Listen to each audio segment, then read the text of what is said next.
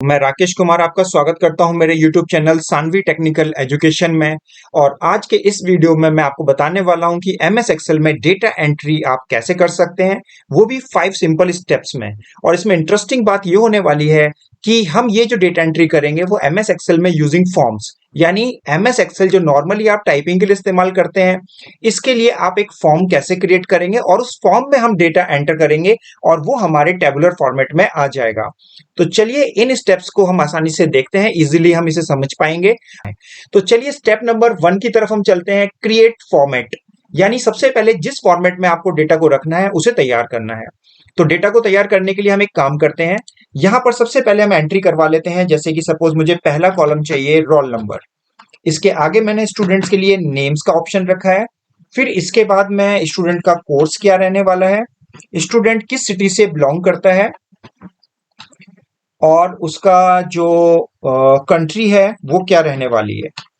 तो ये हमने फॉर्मेट रेडी किया है। अब इसे कस्टमाइज कर लेते हैं। हम हमारे कॉलम्स को सिलेक्ट करेंगे और होम मेन्यू के अंदर फॉर्मेट्स में सेल्स टैब के अंदर फॉर्मेट ऑप्शन में जाएंगे और रॉ की जो हाइट है हम उसे अराउंड करीब 35 रख देते हैं, एंटर मारेंगे। इसके बाद दोबारा से फॉर्मेट ऑप्शन में जाके कॉलम की जो विड्थ है उसे हम 25 कर देते हैं। अब इसके बाद हमें क्या करना है, इसके बाद हमें जो भी डेटा चाहिए, सपोज यहां तक हमें डेटा रेंज चाहिए, अब मैं इसको सेंटर में करके और मिडिल में करके इसका फॉन्ट साइज एनलार्ज कर लेता हूं, बोल्ड भी कर लेते हैं।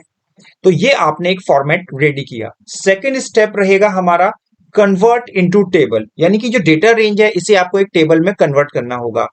इस रेंज को टेबल में कन्वर्ट करने के लिए कंट्रोल और टी का बटन आपको प्रेस करना है।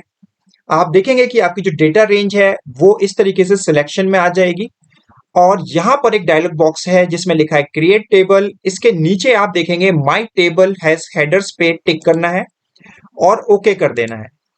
अब ऐसा करने से आपका जो नॉर्मल टाइप डेटा था वो आपका एक टेबल में कन्वर्ट हो चुका है। यहाँ टेबल स्टाइल में आप एक डार्क थीम ले लेंगे, बेस्ट लुक आएगा आपके डेटा का। होम में जाके आप ये फिल्टर बटन हटा सकते हैं, अदरवाइज आपको यहाँ पर टेबल स्टाइल के बगल में ही फिल्टर बटन हटाने का ऑप्शन मिल जाएगा। ये हमारा सेकेंड स्टेप कंप्लीट होता है। अब हमें यहाँ पर इस सिलेक्टेड रेंज के लिए एक फॉर्म बनाना है।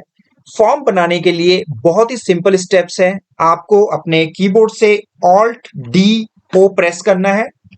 ये 3 बटन प्रेस करने के बाद आप देखेंगे कि एक अलग से डायलॉग बॉक्स आपके सामने आ गया, या जिसे आप कह सकते हैं कि MS एक्सेल का फॉर्म आपके सामने आ चुका है। इसके लिए शॉर्टकट यूज की थी हमने, दोबारा नोट कर लीजिए, ऑल्ट डी ओ। आपका फॉर्म आपके सामने आ जाएगा।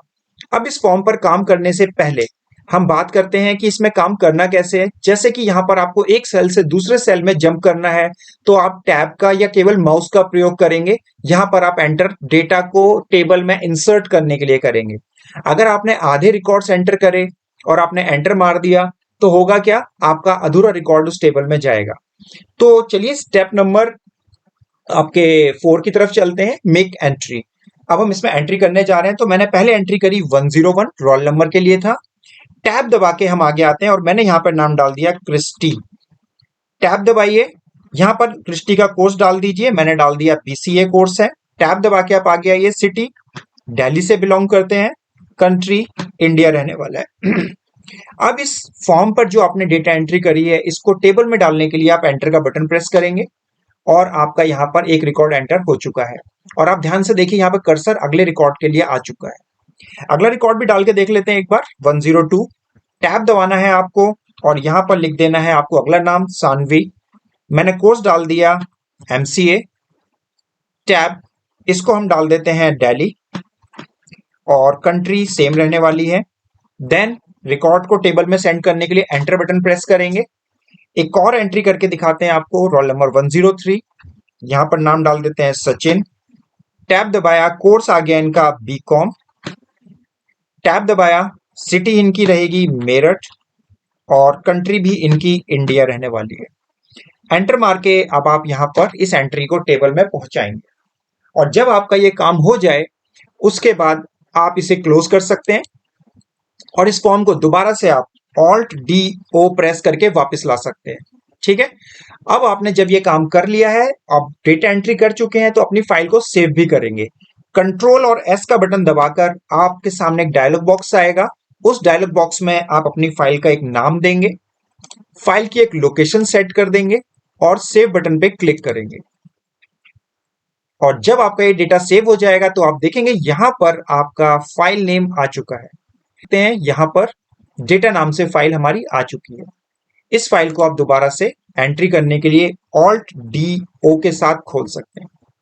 आप इसे ट्राई कीजिए। 3-4 बार ट्राई करने के बाद आप इस काम को 2 या 3 मिनट में कंप्लीट कर पाएंगे।